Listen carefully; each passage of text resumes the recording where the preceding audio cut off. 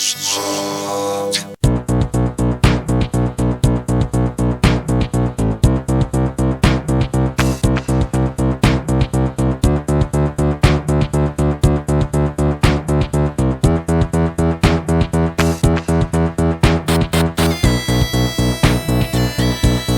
and welcome to Prog Slog, where we go through 2000 AD week by week, issue by issue. I'm Michael. And I'm Craig. And today we are looking at Prog 2355, but before that I would just like to say up front for once all of the things about actually, follow us on Twitter or whatever, because we have just kind of started this podcast and we have been having something of success, I think. People are listening. People are listening. We have been getting a small number of people listening to every episode, and a loyal cadre of followers. And I just thought that it's probably best to say when people are actually listening to the podcast at the start of it. The highest chance to catch someone. Yeah. Thank you very much, honestly. I'm blown away that anybody is listening to this at all. I hope you're enjoying it to some extent. People are interested in the things we have to say. And that is extremely flattering, but we would also probably like this to be a successful podcast to some extent. Tell a friend. That's where I was really going with that, yeah. So if you are one person listening to this and you think there's anybody that you know that would also be interested in it, and you tell them and they listen, that represents a significant percentage increase in our listenership at this point. If you are a fan of 2000 AD or 2CAD and you want your friends to get into 2CAD, tell them about us, because I've heard that this podcast makes people get into 2CAD. Makes people purchase the Prog. It's made at least two people that we know purchase the Prog. Insanity. But, don't necessarily do it because you want to get other people into it, because they might just hate us.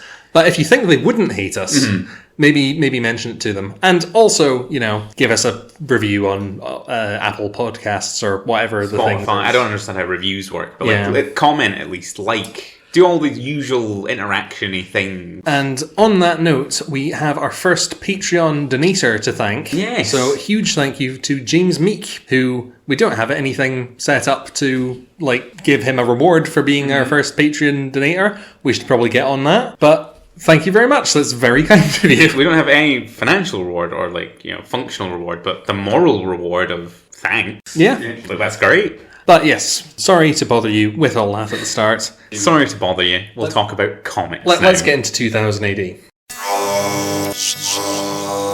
Beep boop, you're dead. This is, I think you were going to say, the Halloween issue. It's a spooky Halloween issue! Is it though? No, but it is. Halloween is on a Tuesday. 2CAD comes out on a Wednesday. This is the Progs that will be on shelves on Halloween Day itself. And it does have a spooky cover. The cover is from Fall of the Dead World.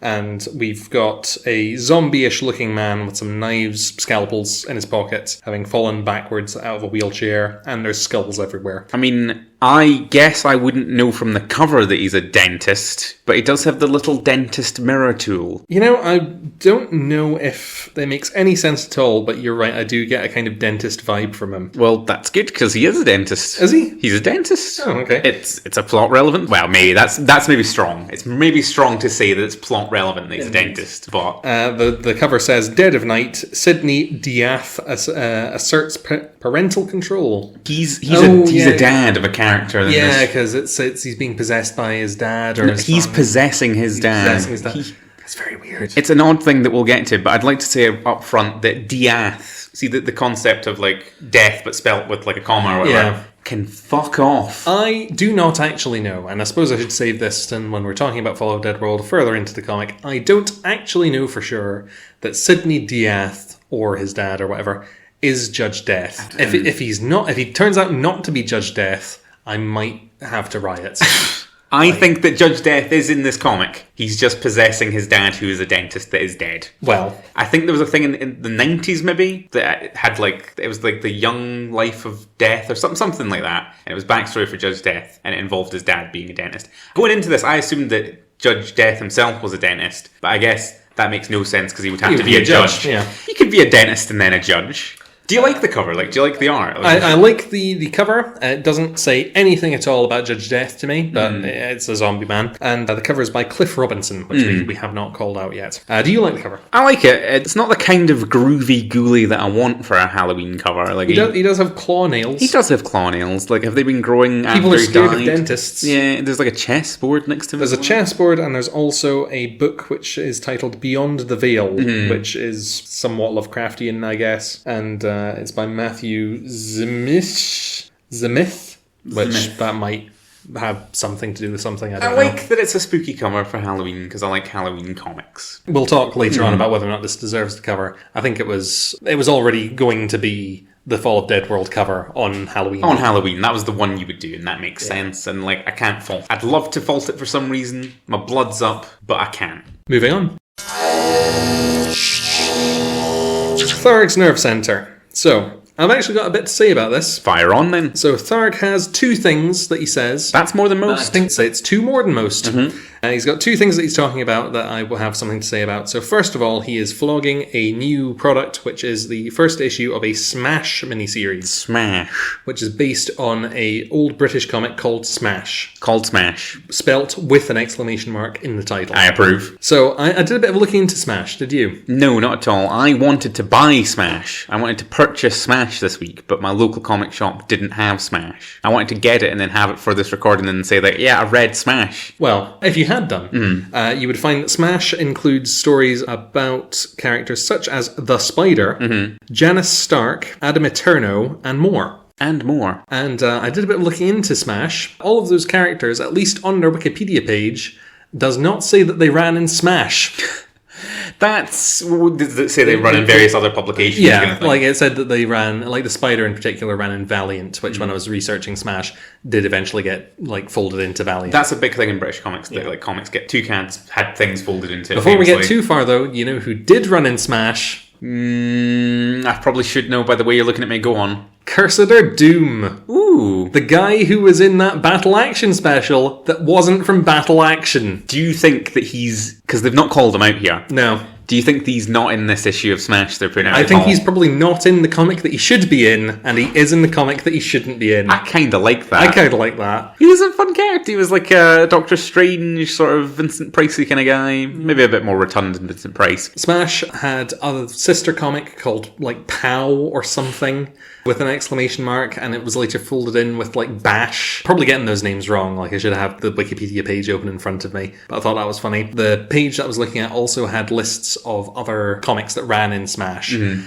I think they might have been talking about it once on Sonic the Comic the Podcast, which we often have brought up so far. It's a big influence on us. Because there was something about, like, there was like a comic called Bad Penny, which is just about a bad penny. A girl who's nasty, which I think I remember them talking about. Well, was that when they were talking about how, like, back in the day you could just have, like, a character that did one thing and was known for one thing, and that's your strip, you know? Keyhole Kate looks through keyholes, like Billy Whiz is fast. Yeah, I completely forgot about Keyhole Kate. I think about Keyhole Kate sometimes. She looks through keyholes. She's a Beano character, right? She's probably from somewhere else. She might be a dandy She character. might be, like, but she is Beano Dandy related nowadays. Like you say, things get folded in from other places. Absolutely. One of the comics that apparently ran in Smash was a comic, I've forgotten the name, which, like, I wish I hadn't, but it was one where a builder had inherited a big inheritance from a wealthy, aristocratic relative. I'm into this. He was unable to receive that inheritance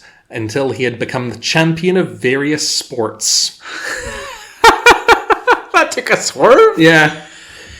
He's a builder. He's a builder. He's got an inheritance, and so every issue he's having to do a different sport and presumably become the champion of it. And it seemed like it had a lot of different... You could maybe workshop that and pitch that to Japan. Right now, yeah. It's mad enough. Yeah. Can you set it in another world, perhaps? Probably. But I delved far too deep into this because I've also got something to say about the Spider in particular. Well, before you go on about the Spider, I was excited about this flogging of Smash. Never heard of Smash in my life. Nor had I. Probably like from the 70s or pre-70s times.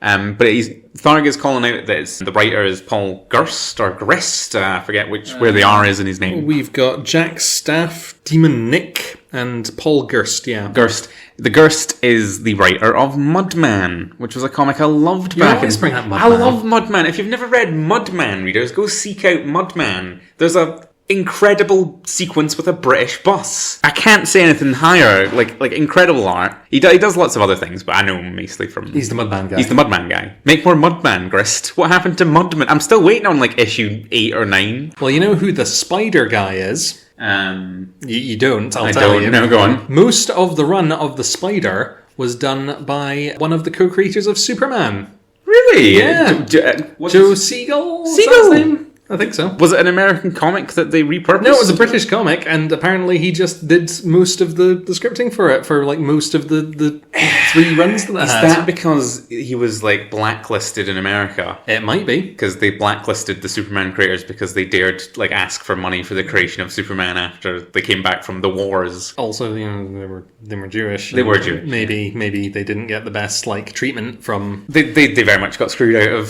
Superman, and it's only... I don't even know if it's properly sorted now, but like there's been stuff done about that in the last 20 years, so... But I was not expecting to have that kind of pedigree from any of the comics listed in Smash. Well, there's ads for Smash later, and it might be on the back, but have you seen the Spider? He's wearing like... He's like a spy hero He's guy. like a spy guy, but he's wearing like oven stoves on his tits. Like, when you get to the picture, I feel like you'll agree wholeheartedly with me, but... Not the back cover, it's in the comic somewhere. Buried within the contents of the cover, yeah. I've got 2 things to say. Oh, yes. Because the other thing was, Tharg is also calling out that next week will be this podcast's first Regen. Yes, I'm very excited. I am as well. Regened or regened, people can write in and let us know. Regened. Please do, reach out. We say regened. Give us numbers. We are massively dyslexic and can't check each other on that, so... True, I believe... Well, I'm definitely dyslexic. I'm probably dyslexic. I don't know. Did you get a diagnosis? Not at all, no. Yeah. Which is why we read comic books and not book books. They're too long and they involve a lot of gassing of children. Specifically, that's Triffids. I'll bring up Triffids every week if I can, but... Okay. I mean, I look forward to that running gag. I could have worked it in if we were started when Enemy Earth was happening. We should talk about Regend. So, I like Regend. I like Regend. We like Regend. You've told me that is controversial, though. Controversial, or maybe just not the main opinion. People don't like Regend because it's for kids. If you are listening to this podcast as your only exposure to 2000 AD culture, what are you doing? But also, Regend is something that 2000 AD does 4 times a year, I think. Quarter. There might be more than 4 issues of Regend a year. It might be like 5 or something, but like... And they have an entirely self-contained for kids, well, all ages, I think. All ages comic, yeah. So instead of Judge Dredd, it's Cadet Dredd, and they've had various stories that have been carrying over between the Regend. Stuff has happened in Regend. Like, there's been strips started in Regend that have made it to the main prog. Yep. Pandora Perfect. I really liked Pandora Perfect. There was that moon. I thought it was fine. That moon made of sausages. Yeah. Incredible. She was like Mary Poppins, but a criminal. She had a robot friend. She had a robot butler. The art was amazing. I loved everything about it. People don't like it for various reasons, because it's for kids, and presumably the main demographic that read Toucan currently are over 40, and they're like, oh no, it's for kids. But like, you need to get kids into comics. Like, you need to on-road them somehow. Comics should be a thing that kids want to read. Yeah.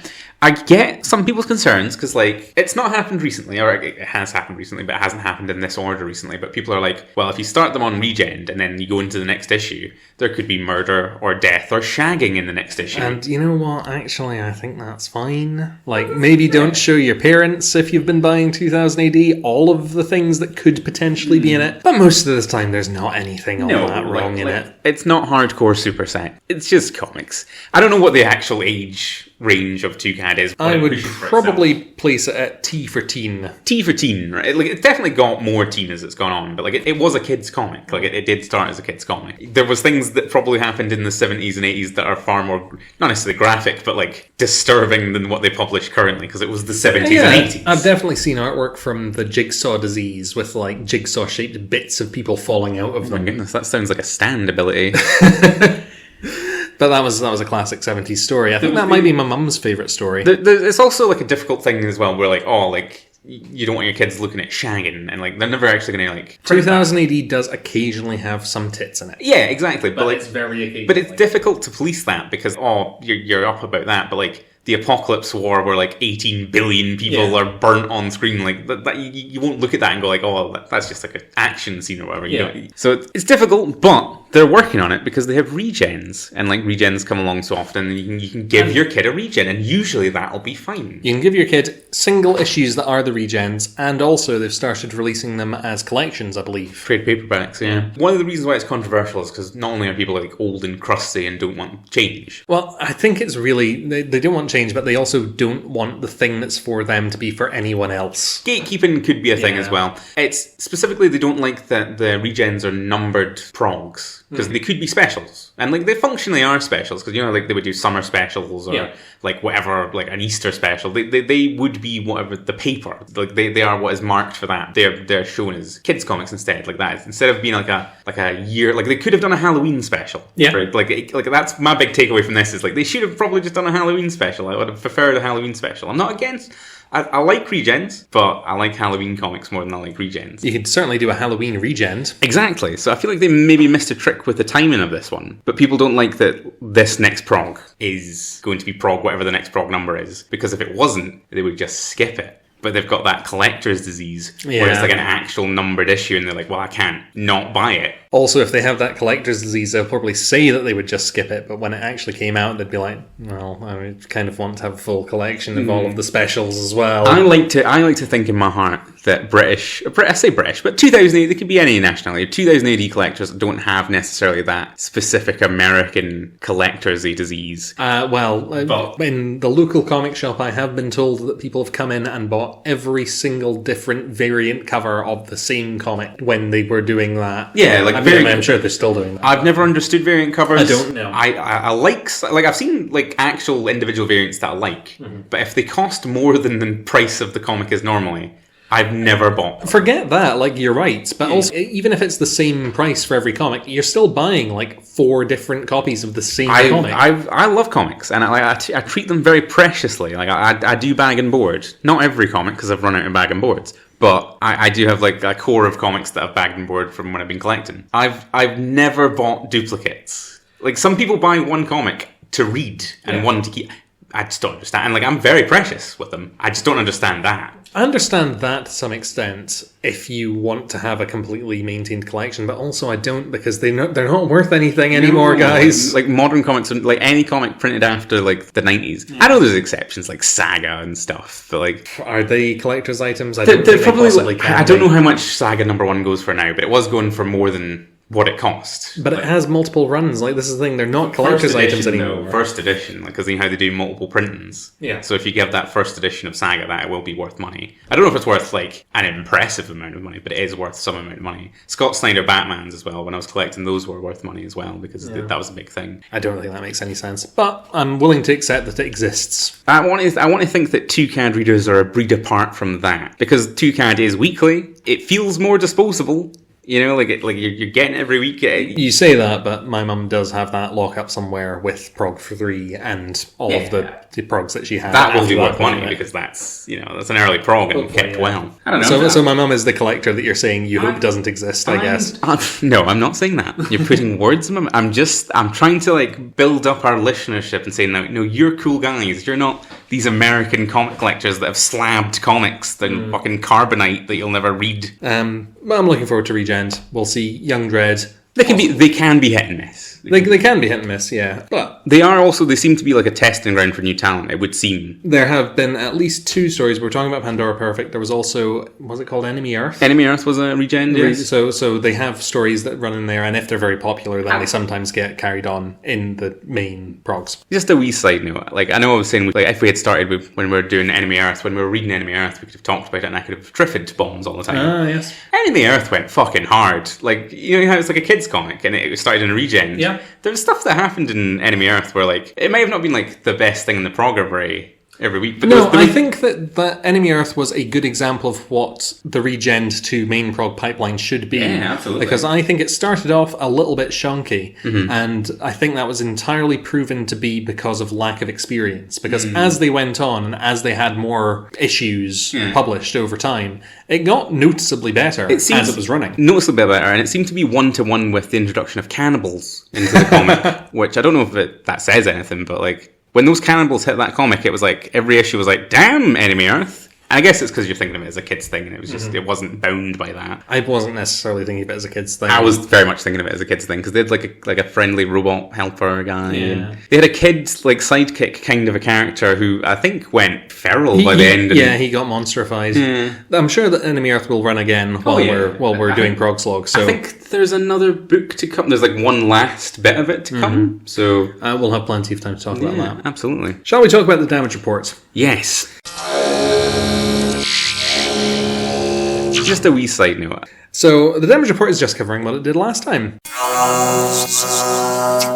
I liked this damage report. It covered what happened last time, which I thought was... It says a creator droid might have blown... So, for one thing, it says that everybody's, like, cordoning off the scene and being evacuated from where there was an explosion. And they're all going to go down to the lube something hostelry, which I assume just means the pub. Yeah, because they're droids. They need their lube. And then it's, like, theorizing that the explosion might have been caused by a creator droid that couldn't handle being cheery all the time, which we know that that's what happened because they told us last time. I was ready to not like this damage report in reading it, but by the end, it sort of, in my mind, established itself as a police procedural with Tharg. Because it's like Tharg and the boys are like investigating what happened, and it's like you say, like they're just covering the ground that they covered last week. But like by the end, like maybe the last couple of words, it's sort of presented like they're investigating. It does talk about the Mighty One and Lieutenant Droid investigating things. It's only like a paragraph, but I was conjuring in my mind like Tharg like kneeling down at a crime, like going over the tape and like looking like moving like a pen around and like the ashes and like, oh yeah, get that down to the lab and get that run. Moving a pen around is your entire like relationship with police procedurals entirely driven by LA Noire. Yes, and that game where you move the paperclip around. You know the paperclip game? Isn't that LA Noire where you can pick everything up and like turn it in your hand for no reason? You know the one, your man, Hotel Dusk. Oh yes. Yeah. My other police procedural thing is that he wouldn't be able to like lick the dust and say it's pure because it's not drugs. It's not drugs. It's the dust of a mech that's exploded. That's my two police procedural things. Yes. Okay. Let's talk about comics. Comics. I think about Keyhole Kate sometimes. She looks through keyholes. I'm into this. An orifice. It's great. Judge Dredd, Poison, Part 5. Script by Rob Williams, art by PJ Holden. PJ Holden. I looked at that name box a lot. Colours by Peter Doherty and letters by Simon Boland. Boland! So, we are now getting a bit of reaction to Judge Dredd reading that the person who, or at least a person who may be connected with the death of Hershey, could be PJ Maybe. It might be PJ Maybe. It might be PJ Maybe. It is telling us exactly what we were wondering about last time, which is who the fuck is PJ I'm glad that this page is in here, because, you know, as newish readers, as filthy casuals... He was the most prodigious serial killer in the city's history. I don't like that. I don't like that he's, like, the number one serial killer. I don't like that that's, like, a known thing. Well, I kind of agree with you there, actually, because... It's hard to say, because I didn't read the actual comics that he's from, so it might have been great. Yeah. But, like, being told that, like, this named guy... And remember, I'm worried that it's going to be a named guy that killed Hershey. I have been listening to the previous episodes, and you keep bringing up that you don't want it to be a named guy, even before this was on the horizon. I don't want it to be a named guy, and, like... And the only thing about this guy is his name, because he keeps changing his face. Exactly. But he's a named guy who's also the number one serial killer, and I'm like... I'm sure that was, like I say, that might have been a great individual comic or an individual run, but, like, coming into it like this, I'm like, I don't want that to be a known thing about Mega City 1. Like, this vast, like, they shouldn't know who the number one serial killer is. If I'm defending it, then it might be the number one serial killer that they've caught. Yeah, for sure. But, like, it's bigging him up. Yeah. Well, I think he is a somewhat big deal. He's a named man. Yeah. Dredd is talking to another judge about the possibility, and the other judge is like, well, surely this is weird because Dredd kills his villains. And the other judge is saying, well, Dredd, you shot him. Yeah. And then he blew up. So I don't think it's PJ Maybe. Yeah. But Dredd's sitting there with his unhappy, grumpy face being like, I think it's probably PJ Maybe. Dredd stuff maintains a higher sort of degree because you're coming into this maybe thinking, oh, like, you know, comics. People don't die in comics. No, Dredd will kill people. Like, Dredd will shoot people and then they will be dead. Like, that's sort of how he does things. That's the character. Thinking about it, the only other recurring villain that I can think of that Judge Dredd has to deal with more than once is Judge Death. Who is dead. He is undead. Exactly. So that's why. It's a great foil for Judge Dredd, because he can shoot him, it just won't do much. Or like the Soviet megacities, who are a nation. A nation of folk. Yeah. So you can't just kill. He's tried. See the Cursed Earth gang? I forget what they're called. Oh, the Angel Gang. Yeah, that's good. Are good they point. dead? Did he shoot them? I've not seen them in ages. No, I think I have seen them in something, but they're not a mainstay anymore. Are they active in any way? Like, I don't know. Do you see them in stuff set in the past because Dredd shot them at some point? I don't know. Well, the one with the dial in his head from the film is called Mean Machine. Yeah, I should probably know that. Again, filthy casual. But so Dredd is he's got his internal monologue and he's saying like, you know, what is a judge without his instincts? Like, my instincts are telling me that it's PJ. Maybe I'm gonna go and look into it. Phones up the boys in the lab again. Before he gets to the lab, there's a panel of doubt from Judge Dredd, because they're like, he literally says "I" and then he hesitates, "Don't know." It's a very vocal. Like, he's talking to another judge, so I guess he's speaking to equals and things. Yeah. But like, you don't really see, because he's the law. Like, he's absolutely righteous in every way in his mind. I thought it was a notable. Well, yes, but this is him doing the investigation part of being the police. Yeah. So, but like, even when he's investigating, he's always very like, he's on a motorbike driving to where the crime is happening. Like, and also I really like this panel, the last panel on the page, where like it's ambiguous who's driving away from who and who's saying what, because it's just there's no two judges on motorbikes. Yeah, there's no identifying. Is it Dredd speaking in the last panel? Is it the other guy speaking in the last panel? I thought that was really neat. The guy who was speaking anyway is saying Hershey deserves better. She was one of us. Yeah, and which I would say that's probably Dredd, but you were saying that you quite like that Dredd doesn't really care about Hershey being dead. So maybe you'd prefer it to be the other guy. It's been an ongoing thing on these things. You've convinced me of Dredd's autism, and that he does care. He just doesn't show it, and like he didn't show it at the time because she's on the long walk, and like that's what's happening, and she will die eventually. But like, I definitely read, and this is context for my criticism of this comic, which is week to week apparently. I felt that Dredd's coldness towards Hershey was a key part of that strip, and a key part of the whole thing about Hershey. Like, he made her leave. Like, it's his fault. Yeah. And, like, he caused the events of that comic to happen, basically. And his characterization was that he didn't give a fuck. And I think that's good for a fascist bastard. Like, I think that's good characterization. Anyway, so we are, I think, retold, but I had kind of forgotten that PJ Maybe's MO was always poison. I didn't know that. I didn't really know that. I'd probably read a comic where he had been poisoning people. He also had something of a fixation on Hershey. So it's one of those things where you're saying Dredd is like doubting himself, and he maybe is to some extent, but he's also going like, no, I think it's PJ Maybe. And people are telling him, well, he's dead though. And Dredd's like, no, everything about this is telling me that it's probably PJ Maybe. I enjoy that he's doubting himself over that, because he's like, well, I did shoot him. I did make him explode. So, like, he logically is dead. But he's also a face change man, so he could have face changed someone else to look like him or something. I haven't read the comics he's from, but just from that first page and everything we've told about him, I think of him as a Batman villain, like a Riddler-esque, giggling man. We brought up the Riddler in the last Prog slog. Maybe that's not the characterization, but like that's what I'm getting from this strip. I think his characterization is different every time, because it's always a shock that it's actually PJ Maybe. Yeah. But anyway, Dredd goes to see the Chief Judge. Yes. Who I did look up what his name was, but I've forgotten again. It's Logan. His name's Logan. Oh, that's a good name for just a guy. Yeah. He is the most just a guy that I think the Chief Judge could potentially have ever been. I've been laughing at this guy all week. I keep looking at his face. He's kind of pudgy and he's just man-shaped. He's just a generic. He's got like grey temples. He could be a teacher. Yeah, which maybe is the point. But like he doesn't have an eye patch. Nope. He doesn't have a severe bob. He doesn't have like any other identifying features that you can be like, oh, that's that guy's gimmick. He would look absolutely at home in like a Greg's uniform. That's devastating. Anyway, I'm going to call him Chief Judge Greg now. I know you've told me his name's Logan, but like Captain Greg's. I like him. I wish the best for him.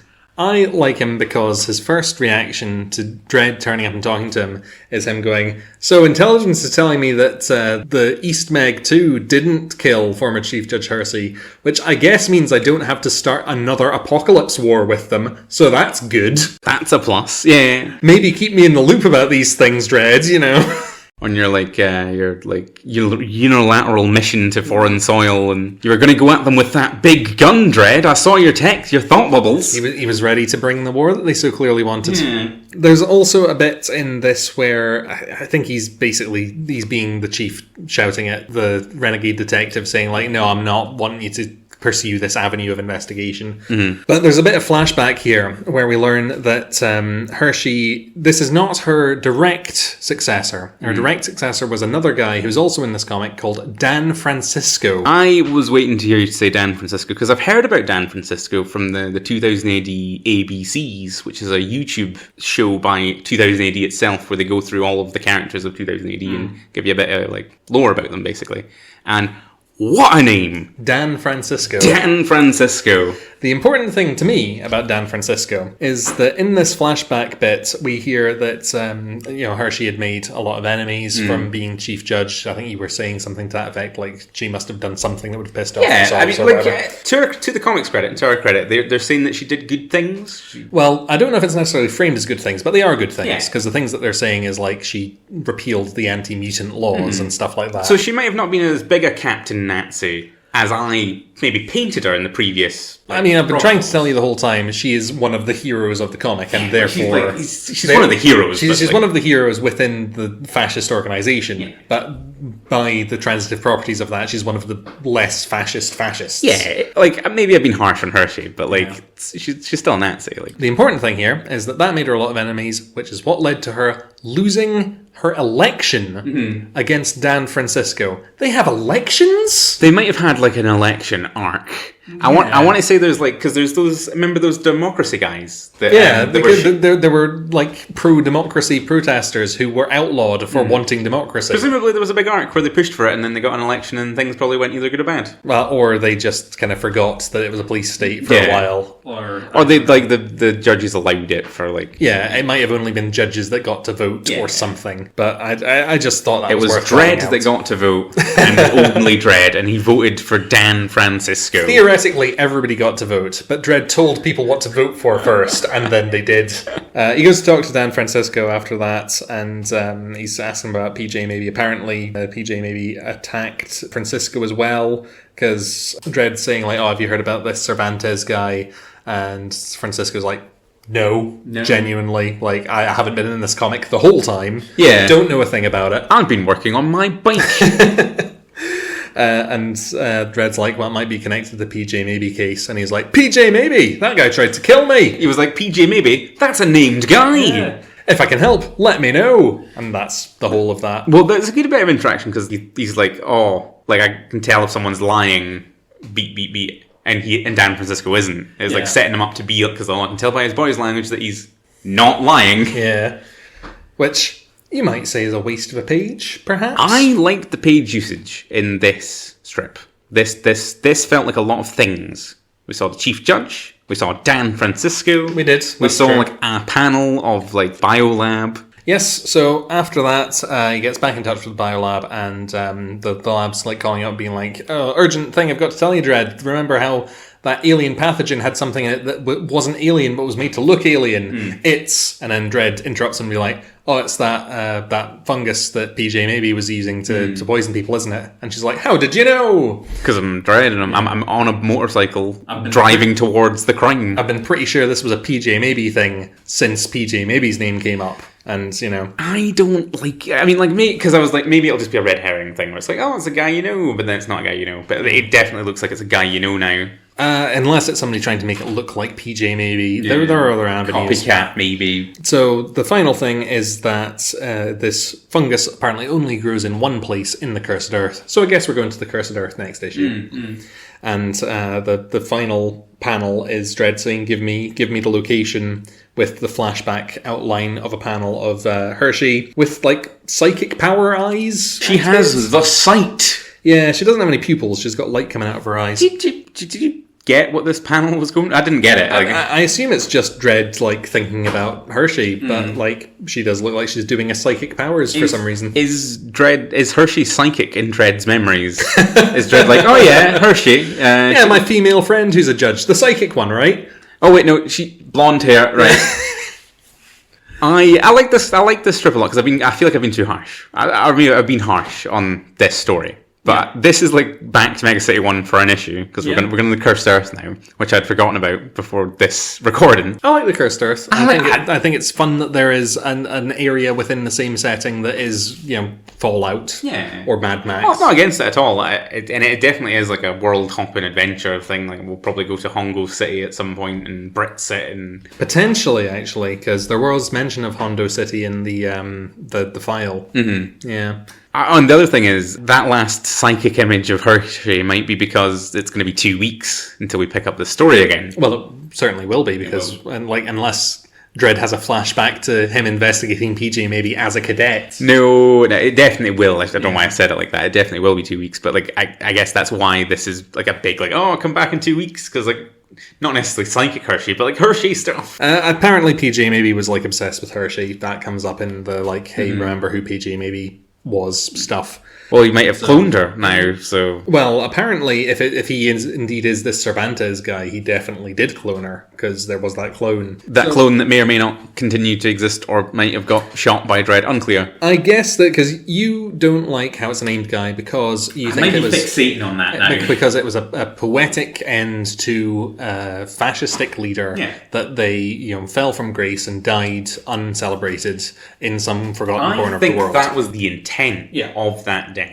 I think that this might be what you've called a fix-fic to me before, where the writer of this does not like that idea and is thinking, well, if anybody should have killed Barbara Hershey, it should be PJ, maybe, because there's all this history with her. Makes complete sense. Not against that. And I think I said in the first strip of this run that it's a good thing to do. Fallout from the death of Hershey is something that you need to do. So she's one of the 3 characters that are main Dredd World characters. I should call out, actually, I think the other judge that Dredd's talking to at the beginning might be Judge Giant, who's another one of the named characters. Judge Giant? I've never...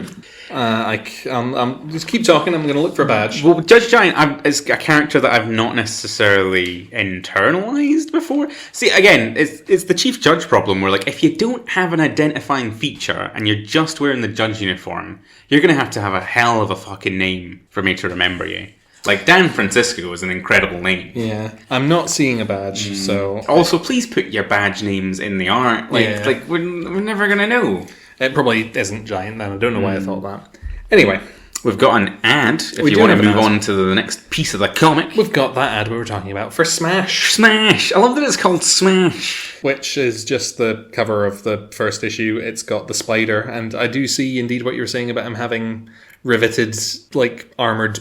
It's kind of an armoured bra. It's an armoured bra, and it's a lovingly rendered image of his armoured bra. Does he not look rather a lot like Namor if he was a bit older? Namor, your man, The Rock.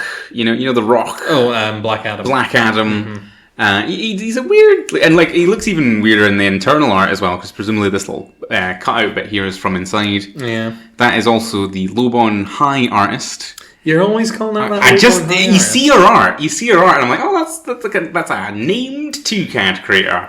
Where has she been? She's not been doing Lowborn High. She's been doing The Spider. I assume that they will be doing Lowborn High next issue, which will be the Regen, which is where Lowborn High is. I'm drinking my milk. Michael has gone to find the cat. The cat is eluding him. It's a stealthy beast.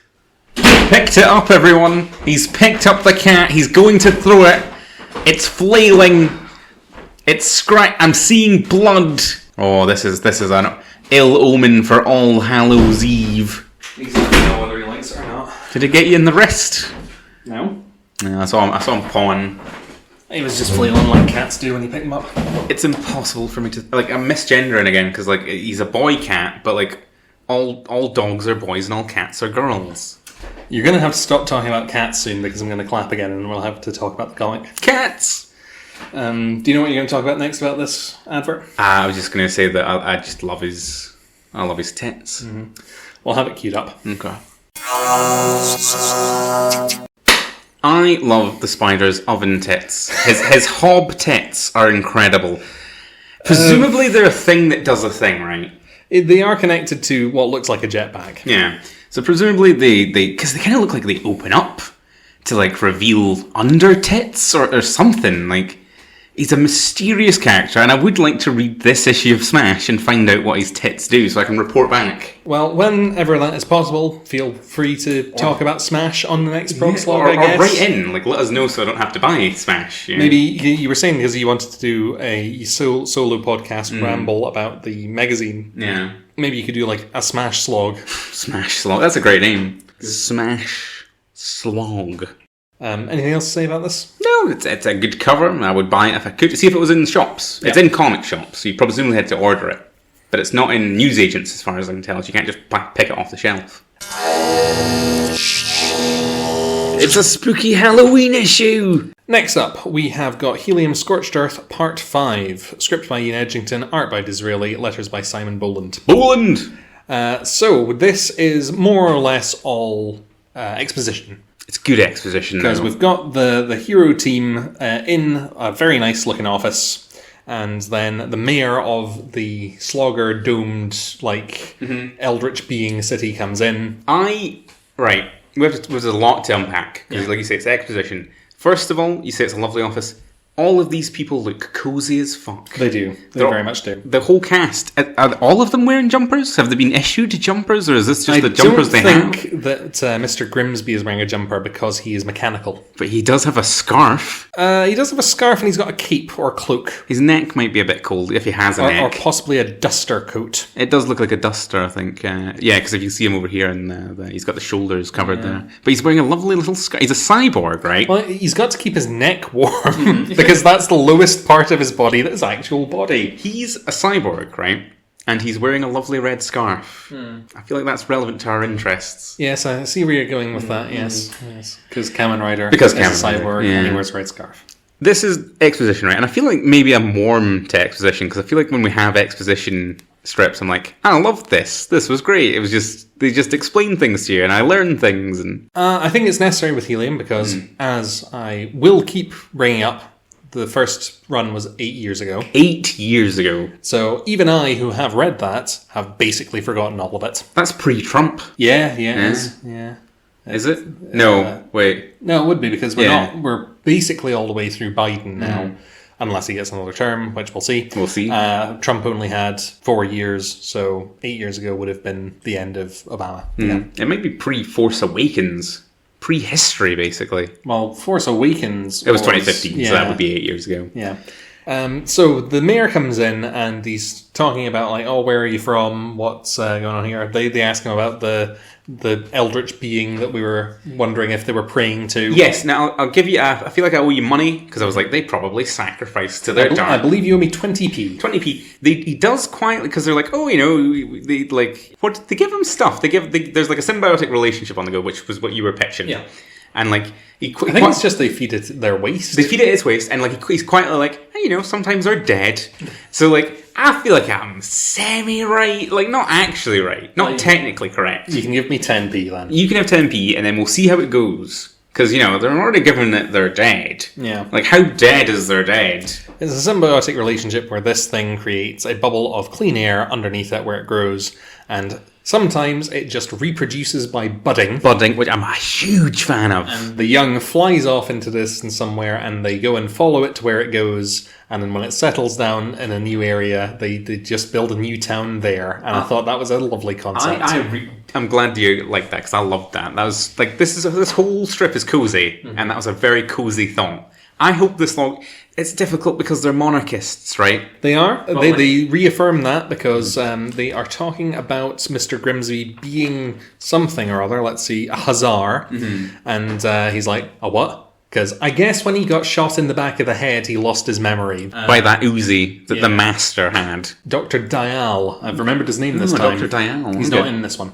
But when the mayor is like, yeah, you're a hussar. And he's like, a what? And he's like, yeah, hussar. They were tasked with protecting our beloved Tsar and Tsarina, who were overthrown and slaughtered. I'm not going to lie. I was reading that as huzzah! Because that was the sort of voice that I gave this mayor in my head. He talks like this indubitably. Like, he's got such, like, verbose text bubbles, and he's such like a Victorian gentleman mayor guy. I think he looks like me in about 5 years when my hair goes fully white. That's true. Yeah, you're not wrong there. You could get little spectacles, and you could start saying huzzah. I don't think he says huzzah. He calls him huzzah, whatever the Huzzah. But like I was reading it as huzzah because that's the energy he was giving me. We also find out a little bit about our heroes because they're talking about like, oh, so who are you then? Not knowing that she's the princess, and I don't think she does because she says, "Well, I'm Constable Hodge." She's from Liverpool. No, is she? I think she's from Newcastle. Is it Newcastle? It's one of the It's Newcastle, not Newcastle, not Newcastle. One word, new. Second word, castle. Like New York. So, is it Newcastle? I thought it was Liverpool. It's definitely Newcastle. I might have just brain flipped this one. Constable Hodge of a Civic Constabulary of the town of Newcastle. So she's from This Newcastle. handsome devil is Mr. Grimsby, my assistant, aide, head cook, and bottle washer. Is that like a euphemism, or is like when I read that I was like, is that like, am I meant to know that, or is that like a historical thing, or does he literally wash bottles, or is it probably washes bottles, or is it like he's a drunk like he drinks? No, it could be like where does the alcohol go then? Well, there's like that horrible like RoboCop 2015 like organ system in there, like he's a General Grievous presumably under that robot suit. You know what would be funny, and isn't what's going on, but what would be funny is if there was a big reveal at some point where he like peeled like those rubber masks that they used to have in films off, and he was actually all robot the whole time. He's just got like a Terminator skull under there. Yeah. Well, he did have metal under his skull cap. And you can see that in this panel where it's showing him from above because he's bald, so you can see the metal plates that are covering up the damage from him being shot in the back of the head by the master. Yeah.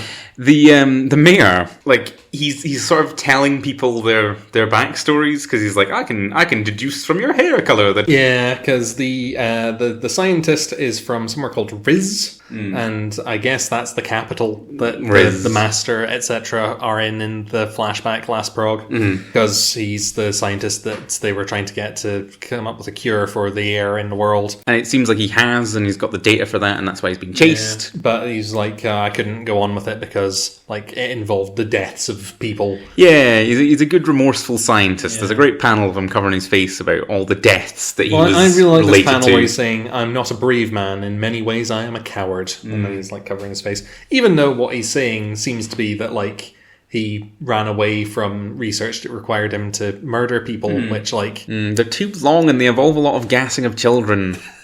I mean, I guess it probably requires some amount of courage to murder people. But... Well, he used to emotionlessly. Like, he's a good guy, he's got emotions. He's not up for killing people, is what we take from these panels. Even if it is for the greater good. And this explains why he has green hair. Yes. Because apparently something about the purified air, or like breathable air at least, that they have in Riz makes your hair go green. However, Constable Hodge has got grey hair, and this is because she's from Newcastle. Which makes you pale. But also being a slogger makes you pale. Well, they specifically call out that she's like our departed czars. Yeah. The mayor's like immediately like, I bet you're the lost... Like, he doesn't say it, but he's immediately puts together that she's the lost princess, because... I don't think that there is anything that really shows that he thinks that. Well, he's like, our princess was lost at the age you would be, and he's like looking at the picture of the Tsar and Tsarina or whatever, and they've got the same hair colour. They do look quite similar. And he's just like, ooh, yes. Like, he from reading this comic, he absolutely put that together immediately. That's what I took So he's got this bit where he's saying that she was spirited away by a loyal soul after talking about how... Hazar. Too young to have been christened to have a name of her own. Speaking of which, would you be so kind to tell me your name? He absolutely knows. He might do, but I don't think it's confirmed. He's a cheeky, older Victorian mayor gentleman that absolutely knows. Is there anything else about this that I thought was fun? I like their jumpers. I fucking love this last page that you've turned to. Yeah. This last page, it doesn't matter what's happening in it. Have you seen the designs? Have you seen the designs? Do you mean how they're wearing bubble helmets like the other spacesuit, like protecting things?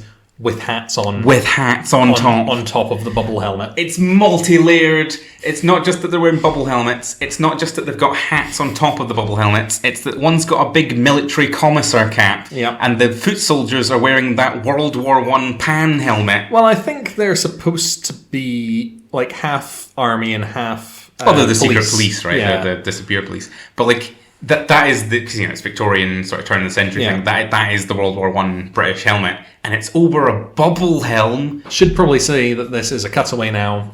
So we've got the bad guys who are, because you remember they were asked to go and confirm that they had crashed and died, please. And get that data back. Same beat here as well, because like they investigate and like they seen that they crashed, and like the foot troops are like, well, they're in the fog forest now. They're in the miasma. They're not in the wreckage, but there are footprints leading away from the wreckage. So they're in the they're under the fog cloud. The foot soldiers like, I reckon they're dead. Yeah. Shall we just go home? And like the one that presumably got shouted at, I think, by the master. No, because that was a woman. I'm not seeing any women on this page. Although I am historically bad at telling. Historically bad. He might be under orders from that character then, because he's like, no, let's check it out. You know, let's make sure, because if we get shouted at again, probably said something about disappearing our families, even though we're the secret police. But yeah, they're going to go and confirm the bodies, which obviously they won't do because they're not dead. Yeah, hopefully, I'm worried because I'm very conflicted. Because the Sloggers, there are people, but they're monarchists. Yeah. But they have a lovely, cozy... I do think they are the good guys in this story. Oh yeah, for sure, yeah. But like, it's weird. A weird stance for Toucan to be taken, but like, it's a... what's that? The Lost Princess? I brought it up last. Anastasia. It's an Anastasia thing. Yeah, whatever. But like, you kind of want to see more fuck the monarchy stuff out of Toucan. I don't know if that's like their official position or whatever. They're punks. Yeah. They're punk. They should be punks. If they're not punks, they should be punks. They're old enough. Yeah, exactly. I really like this Helium. I've been liking Helium the whole way through. I really liked it. The art's good, the world's good. I thought that a little bit of explanation on the setting, a bit of what's the term, exposition, is good, even though it's kind of a bit slow this time. It's a good catch-up, and it's a stark and deadly contrast to one of the upcoming comics in the Prog. Upcoming strips. Not the next one directly, Alright. but slightly later on. Okay. I guess we'll take that as our cue. So, the next comic, even though the first page doesn't tell you this, is Devil's Railroad. Yes. So I'm going to need to turn the page to tell you the credits. Mm-hmm. So it's part 4, and the script is by Peter Milligan, art by Rufus Dagelow, colours by Jose Villarrubia, and letters by Jim Campbell. Jim Campbell. Do you remember where we left off on this? Yes, the bad son. Yeah. There was a big Mojo. Mojo. Is it called Mojo? I can't remember. I was going on a tangent about the X-Men, and there was a character that scooped them up and put them into intergalactic TV show stuff. This isn't where I was going, but okay. And I think the character's called Mojo. That's what the mum looks like. Okay. That's what the big gangster mum. She's got some sons she likes, she's got some sons she hates, and the son that she hates has gone to avenge the death of her good son by shooting a photon torpedo at a spaceship that our main protagonists are on, and it fucking exploded. What I was fishing for there was the ship exploding. Yeah. And us all going like, I guess they're just dead? How are they going to get out of that? Are they going to say that it's like another fucking dream? Because that's what we're talking about. We were worried. And let me tell you, listeners, the way that they got out of that situation is they just did. Well, one of them did for sure. One of them did. They just did. What this reminded me of, I'm going to do my Devil's Railroad rant here. Go on. What this reminded me of is there's a scene in the film and presumably the book Misery where the woman in Misery, she's not Misery, that's like Misery of the book, but she's oh, the actual book. There's a character called Misery. Yeah. So Misery Tangent. This isn't that great because you should probably have seen Misery for me to bring this up. But the story of Misery is I've seen parodies of Misery. There's an author who is very clearly Stephen King who gets like injured and has to be saved by a fan of his who is the woman that I'm talking about. And she's not called Misery. She's a big fan of his Misery books, and there's a character in those called Misery. So she's not Misery, but she's the woman in Misery. That's funny, because I would have called her Misery, not knowing that she wasn't called Misery, and there was a character called Misery. But it's very much like Stephen King being like, you know what's scary? Having fans that like your work. But anyway, There's a whole section in that where she's like, because like she forces him to write a sequel to the Misery book because Misery died and she doesn't want her to have died. Mm-hmm. And he writes a thing and it's just like, well, you know, she wasn't actually dead. And she's like, no, that doesn't count. This is just like those serials. Did you ever see those serials where the guy would be like driving down the hill in the car and the car would blow up? And I'm like, how did he survive that? Is he dead? And then you see the next one and he jumps out of the car. But he didn't jump out of the car. He didn't jump out of the car. This was me reading this because I read that last comic. And they fired that torpedo at the warp driver, and it just blew up. And it blew up. It was a spaceship in space, rupturing at instantaneously. Speed. And we read this comic, and it turns out that they're just like, oh, things are going bad. And a few people are like dying from an explosion. Oh, yeah. But then they just go to an escape pod and escape. Well, you know. The last comic ended with the bad guys, a different sun than the sun that turns up in this one, by the way, I think, turning up. The bad guys sitting there being like, oh no, what are we going to do? We've just blown up that ship and all of the refugees on board it. The valuable refugees. But they didn't. They just didn't. Well, they saw some escape pods getting away in this continuity. So, that happened, and like this page is happening at the same time as the previous page, would be my defense of it. Like, if you were reading it in a trade, this page you would see the explosion, and like this page is happening, this is the explosion happening from the people's perspective in it. And within like a page, one of our characters is forced into the escape pods, and presumably, for me, it's like, enough people probably died that it's fine. I know that's an odd stance, right? That I'm like, okay, enough death and destruction was caused. Whoever's editing this will probably clip that. Yeah. For me, enough death was caused that it's like, okay, like they did lose a lot of people, and like our protagonists made it out by the skin of their teeth. And but they got separated. They got separated. That's the drama that we're going with. It's a lovely, like the panel of the hands reaching and like being separated. Like it's this again. When we were talking about like issue 2 and the inflation fetish pregnancy fake out. For me, I was saying like, well, there needs to be a lot of obstacles. For like, I don't know why I'm coming at it like that, but I feel like there should be obstacles in the journey because that's sort of the story they're pitching. This is one of the worst things that could happen, right? Like they're they get separated, and I mean the worst thing that could happen would be specifically Constance dies, because that's the whole point of the expedition. But you're doing the story. There's two characters that get separated. Like that seems like a normal thing that you would do in a comic, and like probably should happen in this sort of scenario. So, and like it's a violent separate, like the ship exploding. That's how they get separated. I feel like that's fair enough. I keep not having your reactions to like these because like remember when you were saying, probably a good thing for content for the mighty god content, but like you were so reacting to like the man child bursting out of Constance, and I was just like, oh yeah, like, I guess that is a visceral image. And in this, like I hadn't thought about like how the ship like fucking was vaporized. Yeah, and, like, absolutely. Like the end of the Star Wars, the Death Star. Just To be fair, we know one person. Well, I was going to say we know one person. That's the second Death Star. The second Death Star does have one notable survivor. I like about as much sense as that, you might say. Come on now. Don't invoke the spectre of Palpy for Devil's Railroad. I didn't bring him up. I did. I brought up the Death Star, I guess. We get some feedback on the bad son because he goes back to his mum and he's like, I blew up the ship, and his mum like voltage cams him for it. Yeah, but before that, when they're split up, Palamon gets dragged off by a group of aliens. Generally, there's one guy who looks as human as Palamon does, also wearing a fez. It's a blue fez. There's like a bug-eyed guy as well. Yeah, and then the escape pods. There appear to be 3 escape pods that get away. Mm-hmm. And then he's like, "Oh no, I've lost Constance. She's gone."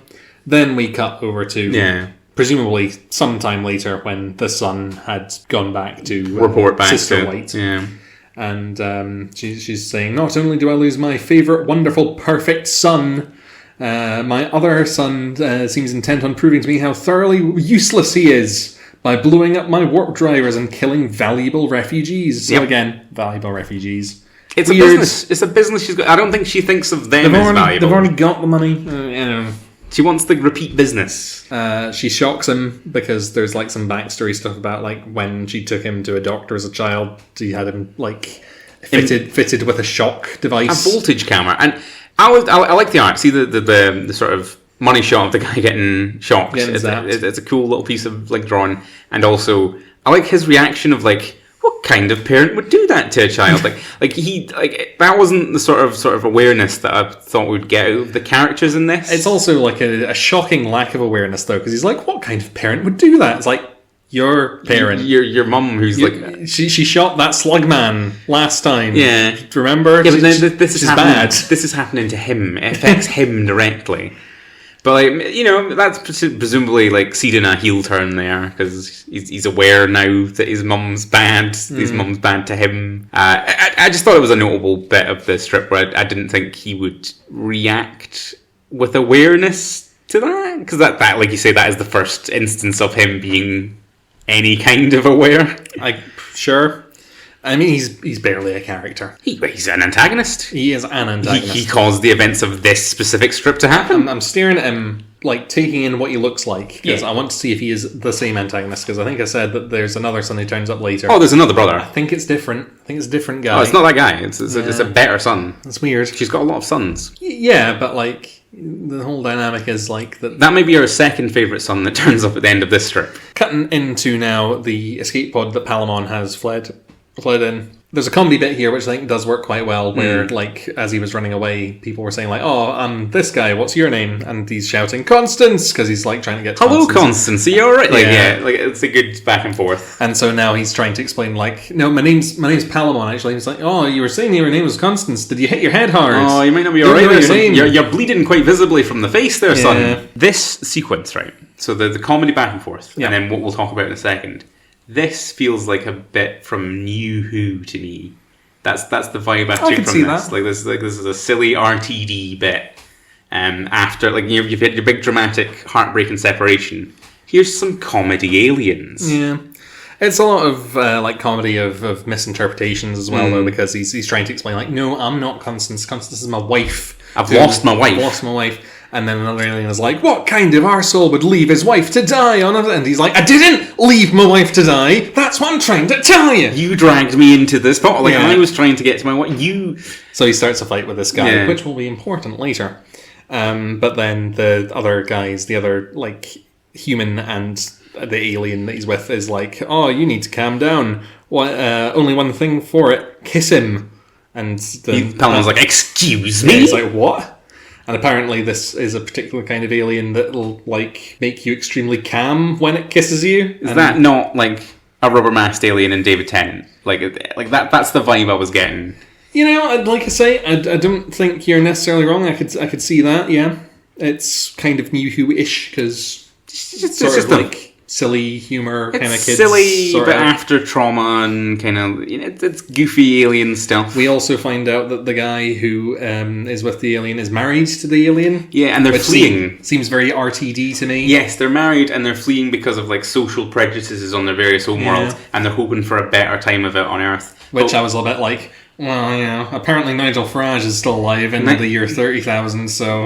That's where Nigel Farage and Colonel Gaddafi live. And possibly, David was talking about this, was it David or was it Calum? The person that we couldn't identify might have been Enoch Powell. Oh, God. Yeah. What a rogues gallery. I don't think it was Enoch Powell. It looked like a newer, yeah, like the haircut and stuff, but like it was very obscure for how prominent it was. Yeah. I should probably mention, is this the first time when, in this particular area of the first page of the comic, there's not anything particularly weird? Michael, I like that you're outing yourself here, because hundreds of people are dying. It's a horrible scene. It's a horrible scene, but like it's a horrible scene on this part of the page as well. That man has... Oh yeah, I see what you're saying. Like I'm thinking of just the full page. Yes, I think it is the first occurrence of no discernible fetish. Not to besmirch. Fetish or just what the fuck? What the... unclear here. Yeah. Anyway, sorry, that was a bit of a tangent. Do you want a tangent on these things? Because there's a lot to discuss. Misery Tangent! Plot-wise, after the kiss, he's just a bit kind of weirded out by He's it. like, do you feel camera now? He's like, I guess actually, so, yeah, dude. Like, I mean, my wife is still missing, but emotionally, I've been affected by a drug kiss. So like, I am voltage cammed. But then they get crashed into by something. The pod door opens, and there's a bunch of gangsters there. But you can only really see one when they come into view. And this guy says that he's Isaac White. Who? Oh no, actually, I'm looking at him. He's different. He's a different guy. Yeah, I was saying before that he was the different one because I thought he didn't have the techno stuff on his head, but actually he does. So it's a different outfit, or at least it's different colours. I read it as a different. Yeah, it's a different guy. Like, because he's got like a yellow space I think it's the same guy now. Why did I think it was a different guy? Because I thought it was a different guy reading it, but I lack the ability to internalize people names. Yeah, well, I don't know if we knew that his name was Isaac before this. We might have known, because we should probably exposit it, like, oh, my favourite son, blah, blah, blah. I think it might be because he has always been shown next to people that are bigger than him before, and now he's bigger than all of the heroic characters here. And because of the lighting, the colours of his outfit look totally different. It's blue. It's got blue undertones, though. It wouldn't like the poor son. The bad son's got yellow undersuit, and like maybe it reads as a different character. And without going back and looking at what characters are called, anyway, he says that he is there to find the bastard that murdered his brother or killed his brother. And you'll kill everybody here if they don't tell him who did it. And then the same alien that Palamon got into a fight with earlier is like, I saw who did it. Yeah.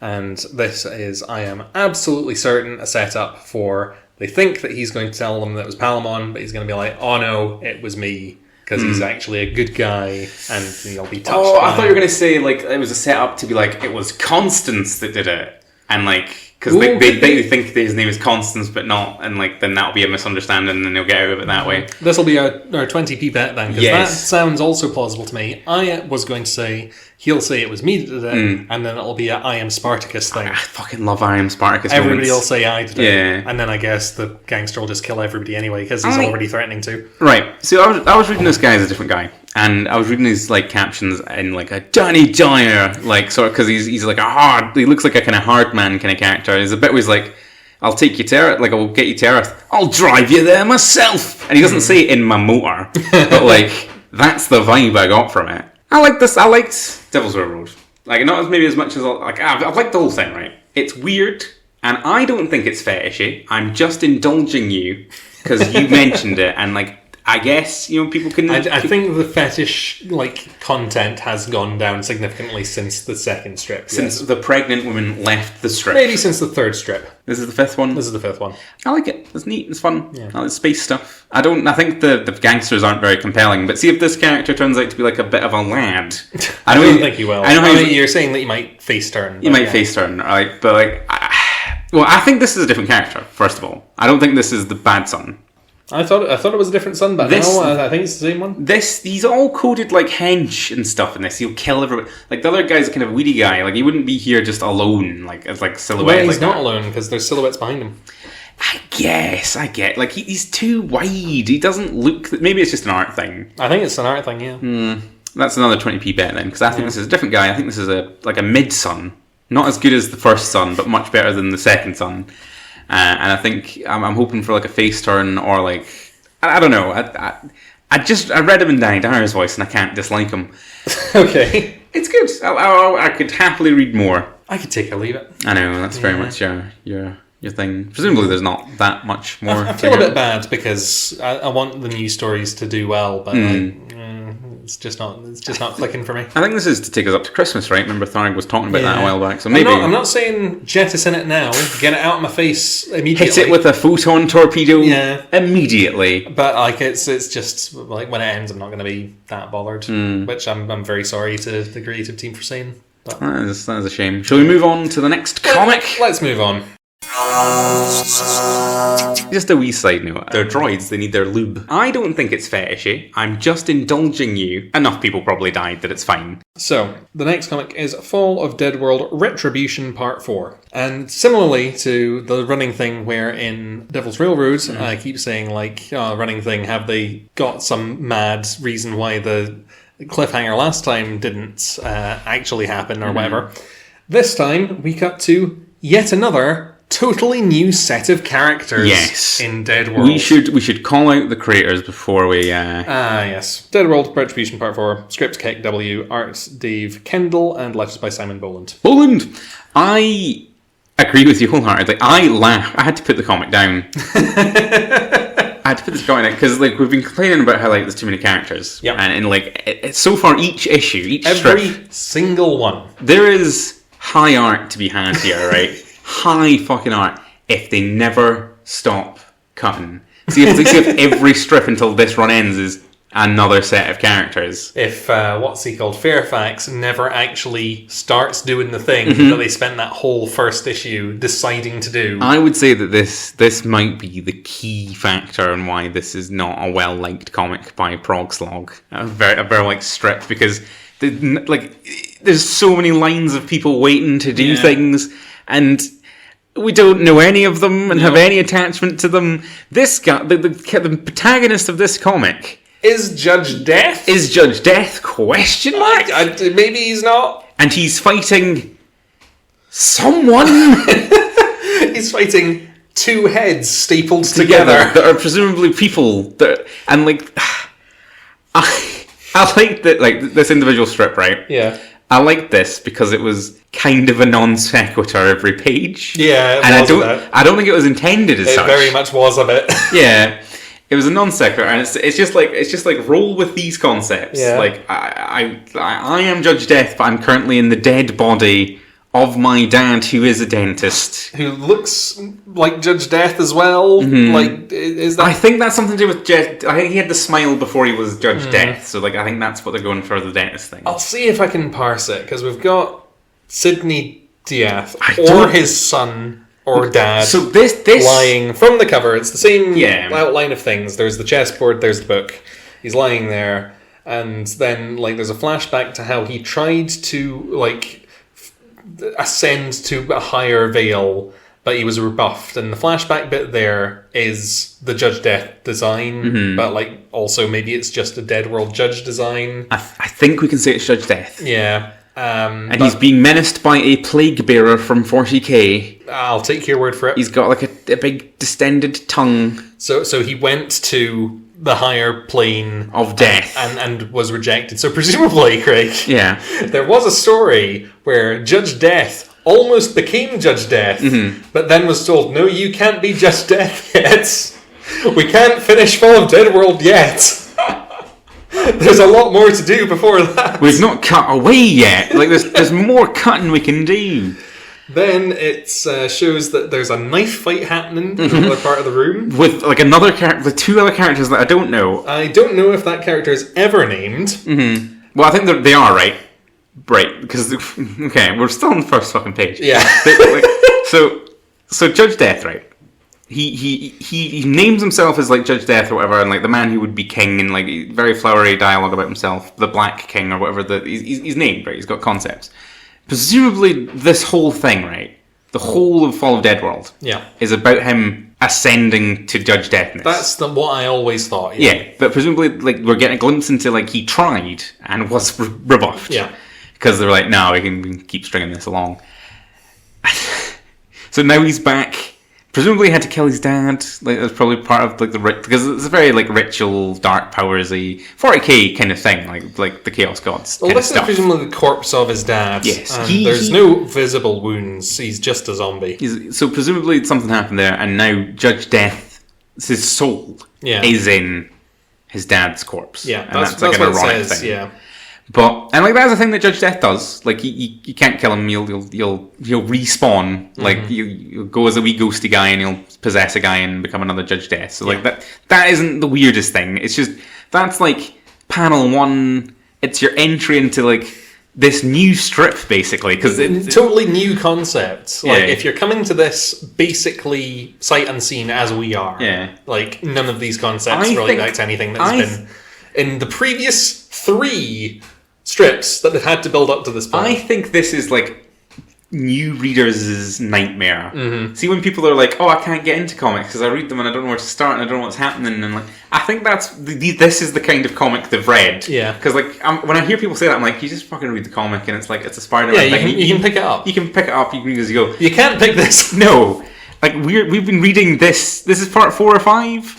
We were coming into this with a like the listener, we probably don't know as much about 2000 AD as you do. No. But we have a somewhat significant knowledge about the background of 2000 AD. We're totally lost. We know who Judge Death is, and that isn't helping us as much as it probably should. Yeah. Like, where are we?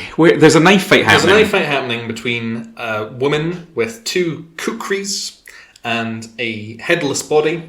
And then we see that there is a bodiless head on the floor. That is 2 heads sewn together. 2 heads. One of them is like a stoner dude. Yeah. He talks like I can't do voice, but like when I was reading him again, he had like a kind of stonery like surfer dude voice. And that, I feel like I had, like with the previous strip, I added Danny Dyer, and that might have not been warranted. He's written as a stonery guy.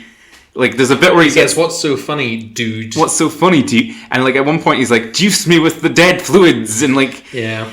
So this is a non sequitur of a comic with non sequitur characters. How are we meant to parse this fucking double head thing? Like having, like, I read the blurb as well. I meant to say when we started reading, there is a Sov invasion happening. Yeah, and that is explicitly mentioned in the blurb. Okay, so that is something that we should have known going in. This is exactly why I refused to read the blurb, because you couldn't tell that from reading the comic. Therefore, it shouldn't be in the blurb. I understand your moral stance. I think you need to like wave on it sometimes. I think I need to go through this and like go through for how it. hard it is to parse again, because like the like dead body of Judge Death gets up and starts stalking over towards the double head guy with a scalpel, and then like the head bites him. So like, how long has Judge Death been there? It seemed a bit like he just sort of spawned into his dad's body. That's what I got from the comic. Like, they're already talking. He's already got an enemy in this head man. Well, presumably this is the aftermath of a ritual gone wrong and or right, and these characters were all involved in this death ritual. He then says, "Dude, where's my body?" He does say that. So like, who is this character? Presumably he was a character before he was a head that was 2 heads. The body is that... So the body gets a name. It's this fucking page. Body gets a name. The body is the body of cartel assassin Destiny Martinez. So, right. But the soul form that inhabits it is from another veil. Right. Hold on. Yeah. Hold back up.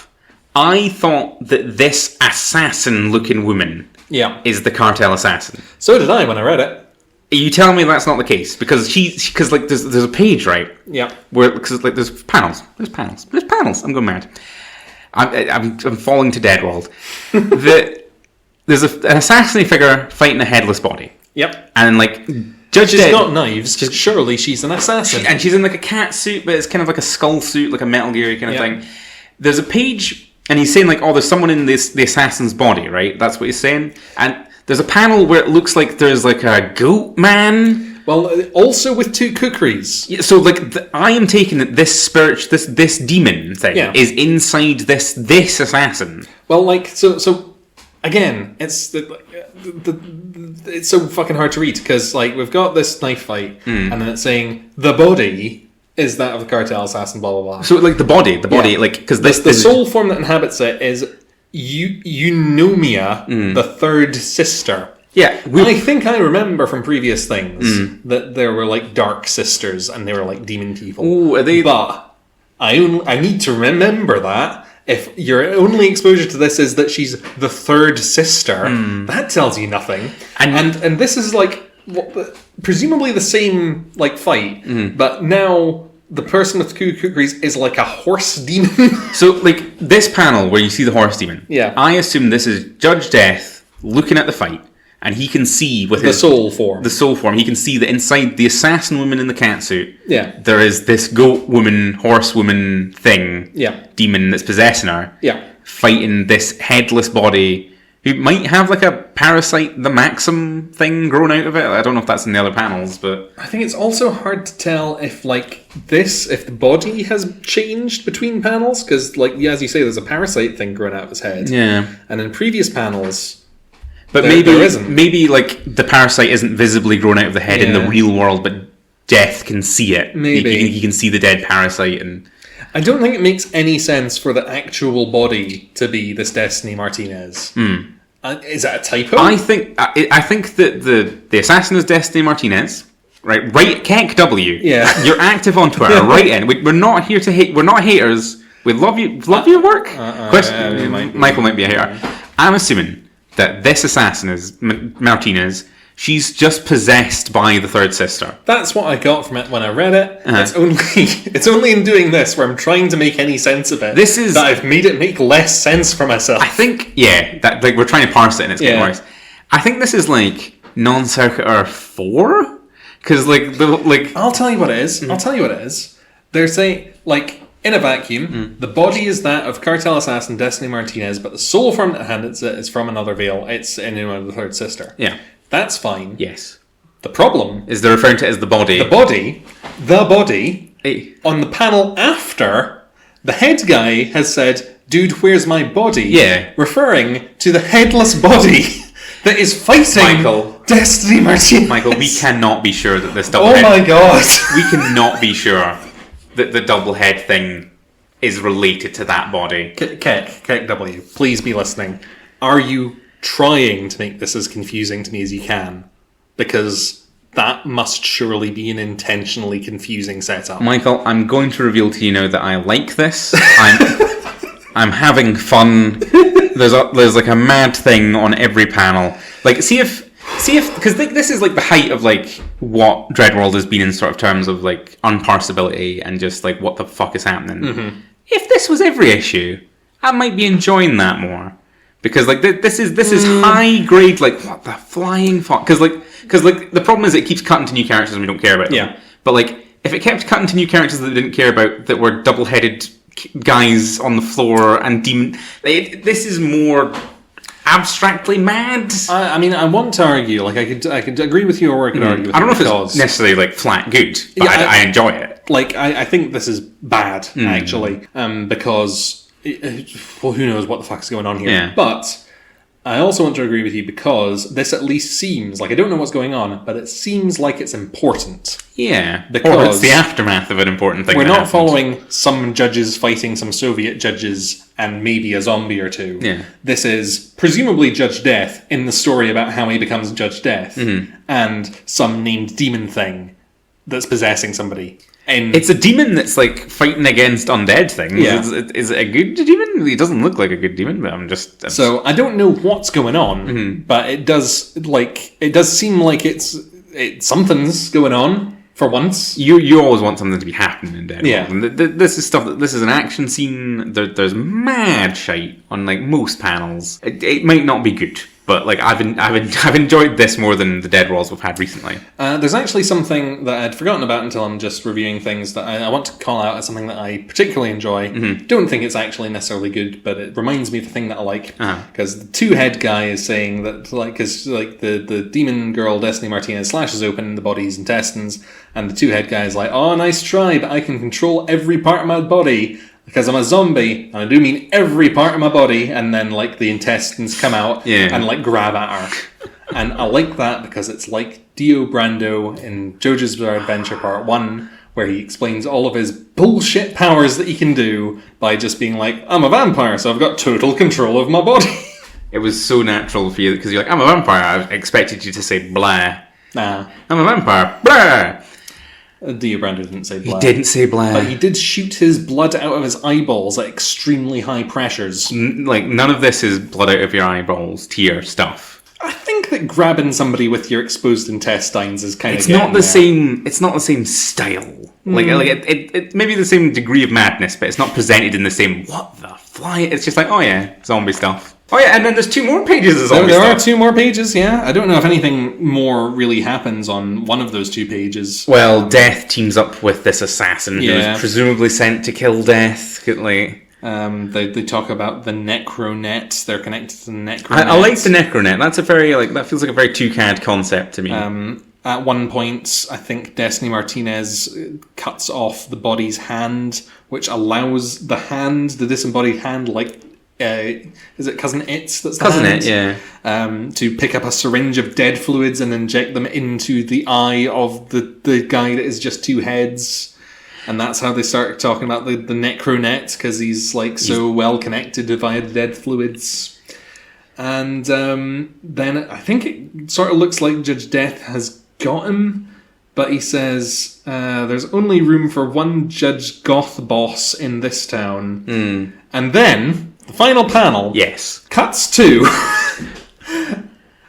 an as yet before completely unseen monstrosity that is saying, "And that's me," implying that it's the same guy, but it's just a collection of body parts. It's a shambling mound. And what is this? Craig, what is this? I parsed this quite easily. So he's been juiced up by the dead fluids. Yeah. He's part of the Necronet, and he's just pieced together all of the dead bodies in the room or the building, and they've glued themselves together, and they're now shambling across. If this is in the same room, then it should the artwork should show the other characters in the same room as this. There should be an establishing shot. I mean, I'll grant you, the way the panels are formatted, it might be he's saying that a sentence fragment to no one. Yeah. And he'll maybe the geometry of the room that it's in also does not really look particularly like it's the same room that they've been fighting the whole time. When I read it originally, I read it as he's just pieced all the guts together on the floor, and now he's got a little horde thing. I mean, it probably is that, but my point is just that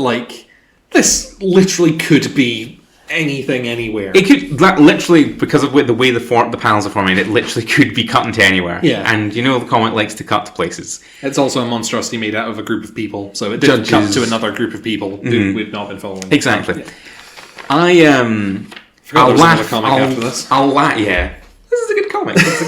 I'll laugh a lot if this is a sentence fragment and he's in another room and he has to round a corner to advance on Judge Death and Martinez. Because that's such a why would you do that? Why wouldn't you have the characters react to this mound that's in the room? Because there's presumably other dead people in the room in the building. Yeah. Well, I look forward to not finding out next week. Oh yeah, Christ! Oh, it's going to be agony. Yeah. Being a slogger makes you pale. The next comic and the last comic is Feral and Foe.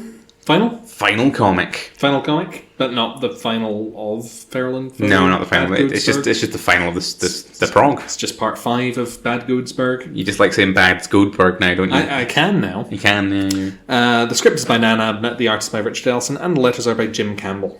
So we cut directly into what we left off on, which was Bode and Barbarian being chased down by a jellied icosahedron. Icosahedron. Which is like a gelatinous cube from D&D, but it's shaped like the 20-sided dice, also from D&D. I was very correct. We're talking about will the guy be alright? No. Yeah, he's dissolved immediately. Yeah, it's a very swift, very powerful. I'm going to say cube for the sake of ease. Barbarian is we can take it, and Toad's no, it's not worth it, mate. It's not worth it. And Barbarian's you might be right. Yeah. And I relate to this a lot. This is an encounter. You're we'll take this thing on, it'll be fine. And then someone fucking dies. Yeah. And you're fucking leg it. just get out the dungeon, leave. Cheese it. Yeah. Yeah. And I like that the big threat is a fucking not cosmic cube. Gelatinous cube. A gelatinous cube. Yeah. It's big. It's given good work to the gelatinous cube. It's shown it in a good light. Absolutely. If it was an actual gelatinous cube, then they wouldn't need to run very fast because they travel at 5. But this is an icosahedron, so it rolls. It rolls. It's like Rover from The Prisoner. Oh yeah, a little bit. Bouncing after them. Yeah. It's getting a lot more love and a lot more screen time. Well, it's not actually getting more screen time. It's not The dead. icosahedron. Yeah, because you know how the owl boar fucking exploded? Yeah. Like a panel into existence. It got slashed out of existence. Yeah. This is just no, I'm a threat. Deal with me. Well, they don't. Yeah. They just run. They just run, and presumably it'll come up again. Like, hopefully it'll reappear. They run to another big door, go through it, and they find a bunch of zombies standing around, which they call worm bones. And actually, Craig, I have now read the first run of Feral and Foe. Ooh, do you want to give us like a... You loaned it to me, and I remembered it because a big threat in that was worm bones, because that's just what they called undead and zombies. Right. And the thing that led to the second run of Feral and Foe was that they were surrounded by like a massive army of worm bones and had to defend themselves, and like the only way they could do that was by like spending all of Bode's magical energy, which caused a big explosion and swapped everybody's brains and souls and stuff. Anyway. Did you like the first run? I really liked the first run. I didn't think that it was anything like as good as the second or third run. Those were good runs. Those were very good runs. They were some of my favourite comics running at the time, as you know, the third one is running now. It's one of my favourite comics right now. There were some weird things, because there was so the main characters, I thought Crodgun, the orc guy, was like a major character all through it. Not really. He just turns up for the last story where they're dealing with that big army thing. He's in it for like 2 issues. That's very D&D. Like a new character is rolled and like they turn up. It's mostly Wrathchild and Bode. The art's slightly different earlier on, so Wrathchild looks more, I don't know, sort of 90s X-Men-y than she does now. Interesting. But the important thing about it, the character design is, other ones of the thing, Long Evie, the thing that Wrathchild turn up in that run, they do not have chains for hair. Ooh, so she just has chainmail. She just has a chain wig. Or they're bald. Like they're shaving. They all have wigs. They all have wigs, or like they have to like get pliers and like cut their chainmail hair off because you know there could be some religious cult or whatever like that. But you know that's kind of all that is relevant here. I'm glad to hear it's good because I've had that comic for a while now because it came with the Meg. Meg. To give it back to you. Yeah, I've been meaning to read it myself, but lazy. Yeah. So they fight these worm bones, and at one point they're like, "Oh, did you hear a sound of a gunshot?" And Wretchfinder Danica, when it cuts to Wretchfinder Danica and Tusk fighting other worm bones that have turned up to attack them. Jenny Joyce is packing heat. She's got 2 flintlock pistols that she's just... Presumably she's going pew and pew. And that's it. And yeah.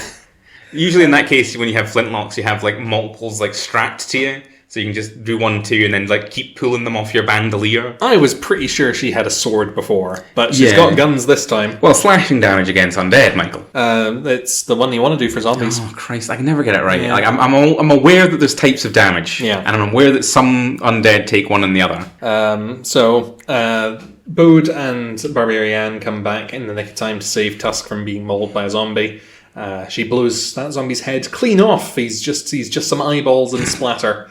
It's hot. Yeah. And then Bode unleashes a big spell. I think he calls out the name of it at some point. It's someone's gout or something like that. And casting Under Once Pestigora. Well, it wasn't gout-based, but... Less of a pun than I would have imagined from Dan Abnett. I am in the state of like trauma with puns because I'm like, oh god, everything's a pun, and like I'll be reading things and like not getting their puns, and then I'll be like, oh, I really like the blah blah blah, and you're like, you like the blah blah blah, and I'm like, yeah, and you're like, Craig, you know that's the, and I'm like, I'm so embarrassed. Like that's what I feel reading like Feral and Foe. Or you feel embarrassed that you don't get the puns. Well, I feel embarrassed that there's probably puns that I'm not getting. I mean, there might very well be puns that I'm not getting. The sheer dent. It's not necessarily like Azimuth, where like Papa Leg Day and all that, but we know that he likes his puns. He's a very pun-related writer. Yeah. But Bode unleashes this big spell, and it takes out all of the worm bones. Hella area effects. Which would have been nice if he could do that in the end of the first run. But it does make sense that he couldn't because he got that magical upgrade. If you recall, he's got a thing in his skull. In his skull. And he calls out that he couldn't do it to the other monsters. Skaven or whatever they were called. Yeah, he cast a spell that like specifically targets undead. Which I really liked. That's good. Which is a bit weird because he did tell everybody else to hide their eyes from it. So like maybe it's just like a really bright light. Yeah, well, it's like presumably holy stuff, right? If it's turning undead. And he's a Malcolmist. I'd be very surprised if he was unholy. doing... Yeah. It's probably like destroy undead. Yeah. Anyway, so That's sort of the action of the strip. It's. I feel like we're underselling Feral and Foe a lot because there's a lot of gags and a lot of The problem with it is, Greg, that I think we're bad at getting across what's good about it because it's such a quick read. Because we talk about it, it doesn't take up a lot of time. There's not a lot of nuance to what we're seeing happen. It's that thing where if you like a thing, it's harder to speak about because we can speak for 20 minutes and what the fuck is happening in Dead World. Yeah. But in this, we're we really liked it. Barbarian. Yeah. But it's literally just I could be I really like this pose where Rectfinder Danica is jumping in the air and shooting her guns. I like Barbarian's massive fucking gun. It is a fucking huge gun. I don't want to say this every week. She's 8 foot tall, and the gun is twice the height of her. Yep, it's also got a bayonet, so it's it's got a massive sword affixed to the end of it. If only she had a shovel, she would be perfect. She does have a weird face in this one panel. She does have a weird face, yeah. That's very rude, though, saying she's got a weird face. She's blue. Is that something you're going to criticise next? No, I'm just going to say that her face looks different in this panel than it does in most of the other panels. Mostly because she's just got a nice, I'd say a nice smile. She's got a smile that looks a bit weird with the growths coming out of her hair, or instead of hair. Or tentacle hair. Let's see. So they tell her that the guy that was with Bode and Barbarian got dissolved. That's the second of the party to go down. And what's her name? Danica is oh god, no, we've lost the one guy and now the other guy. What are we going to do? And then they talk to her about this is a really bad. This is grade a code 9 or whatever. They've got terminology for how bad this infestation is, and then she's right. Well, in that set of circumstances, what I should do, the protocol is that I let me think, and then we cut to Wraithchild climbing that tower towards Mrs. Oftlack. She's doing a Die Hard. How do you mean? That is he's climbing through the vents. She's going up there, right? But that is McLean crawling through the vents. As in, doesn't she say a Die Hard line? She's go to Goldsburg. They said that'll be fun. They said that's Die Hard, right? I have only seen Die Hard maybe once. I think that's a direct Die Hard thing. But again, I don't think I've even seen all of Die Hard altogether once. I've seen it in bits. That might be a Die Hard thing. I think that's a direct Die Hard thing. Yeah. I like how she's scaling the walls with her bare hands. Well, she said that's what she was going to do last issue. I'm surprised that she's grumbling about it because I was just you'll just quickly run up the wall like a dark elf. But that's it. And as I say, it probably doesn't sound as good when we're talking about it as it does to look at it. Partially because a lot of what I really like about this is it's clearly one of the best looking comics in 2080 at the moment. Look at the background in this thing where she's climbing up the tower. There's so much detail and so much it's very fantasy-ish as well. Yeah. It's a grungy fantasy as well. Listeners, it's sort of muted palettes and things. Normally I don't necessarily like dark fantasy, but it's a comedy dark fantasy, and it is a dark fantasy, but the characters don't act like it is. No, they act like they're D&D players. They've got silly names like Barbarian. And they call things they call out the tank of the party. Yeah, that's a big thing in the first run, by the way. There's a whole thing where Bode and Wrathchild are being well, if we want to do any adventures, we'll need to hire a tank, and they hire 3 different tanks over the course of it, and they keep dying. So, a tank is a class of warrior or something. That's it. I was going to say there's more. No, it's a good comic. It's probably still the best comic in the Prog. Do you want to do rankings? We should do rankings. I think it's your turn. It's a spooky Halloween issue. My turn again. Was it your turn last time? I don't remember. Feral and Foe. Yep. And then it gets complicated and tricky. I think it's a very tricky one this time. Complicated and tricky. Feral and Foe. It's between Helium and Dread. I would say. Because Feral and Foe, number one, just really fun. Jelly dicahedron. Yeah. Can't go wrong. I like Dread a lot more than I've been liking it recently because it was back in Mega City 1. And it just felt like you were getting a lot of stuff. You got your exposition page, you get your Dan Francisco, you get your chief judge, who's just a little guy. He's just some wee guy. I liked it. So I'm going to say Feral and Foe, Judge Dredd, but then a very close second, Helium, because it was so cozy, and I was going they're going to be sacrificing their children to the thing. No, they just sacrificed their dead to it, and the budding was just a burial custom. It was just a burial custom. I wasn't ready for the sheer jumper content as well. I didn't realize that's something I wanted in comics. Best jumpers in the Prog. Yeah, for sure. Yeah, it'd be weird if there was better jumpers than that, because that would be a very jumper heavy Prog. So Feral and Foe, Dread, Helium, Devil's Railroad, and then Dead World. Well, I agree on the latter part of that, but I'm actually putting Helium first this time. That's very fair. Yeah. That's very fair. I feel like it's not, actually, because that is more or less just It's exposition. But it's good exposition. It's cozy. It's a lovely, warm place. I just had a really nice time reading it. I don't have a particularly good, well thought out reason why I liked it the best this week, but I did. They wear their helmets over their bubble heads. Yeah. Incredible design work.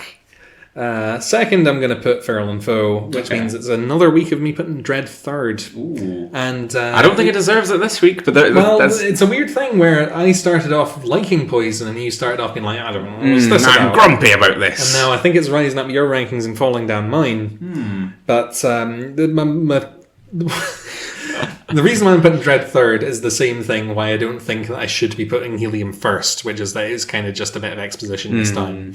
Well, it's like for some reason, I did mind it in Dread this week, but I didn't mind it in Helium this week. I don't know. We should clarify, this is a bit of fun. Yeah. Like, we're not Always. actually ranking the things, even though we're actually ranking the things. Well, the thing is that, we are ranking the things, but, if you're one of the creators listening to this, what do you care what we think of things? We're just two fucking random idiots. Also, if you do care, let me know, because, I want to live rent-free in someone's head. See if, what I say affects you. Feel very sad about yourself. Not to come at you, but, I'm trying to downplay just how little I matter. Yeah. And then if you do actually care about what I say, rethink your life. Yeah. We have one Patreon supporter. Yeah. And, double figures sometimes listens. If we're offending you, I'm very sorry. Look, but, if you want to start a Twitter beef, right? Yeah. If you want to come at us because of our views, we're all for it. Let's talk behind the scenes so we can organise it so it's a proper we're both getting heat and we're both getting things from it. But I'm up for that. I'll say some shit. You want to do a YouTuber boxing match with Keck W? Yeah, Keck W. We'll get in the ring. It's Musk versus what's his face. Two men leave. What? Two men leave. Yeah. 2 men enter. 2 men leave. Nothing happens in between. I fucked up. I was gonna say 2 men enter and then one double-headed creature leaves. And then my last two are Devil's Railroad and Fall of Dead World, neither of which I'm particularly enjoying. I'm so happy that Dead World is in this with Devil's Railroad, so it never gets your bottom spot.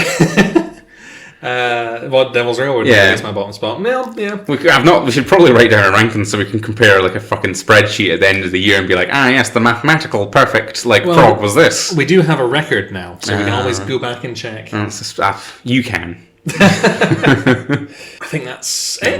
We just need to talk about how you can find us. So we are ProgSlog on Twitter, and you can find us both as YouTube videos. Although I don't think we're up to date yet. We're not up to date on YouTube, but you can peruse the back catalogue on YouTube. You can find us as a podcast wherever podcasts are found, and you know where that is because you're listening to this right now. You found us.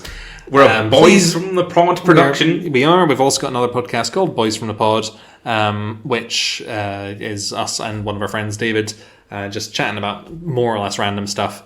It's a slightly different thing.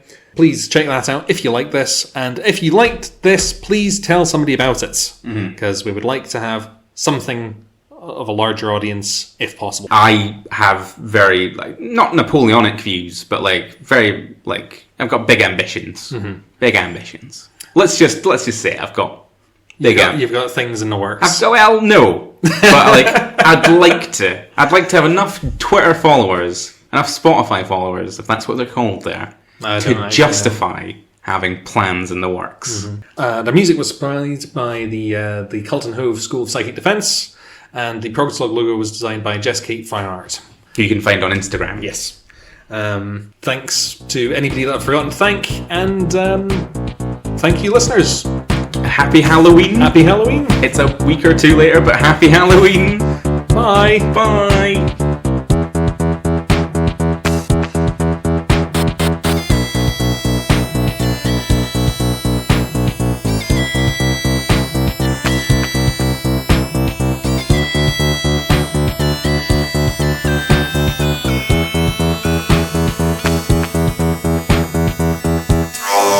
Sloggers.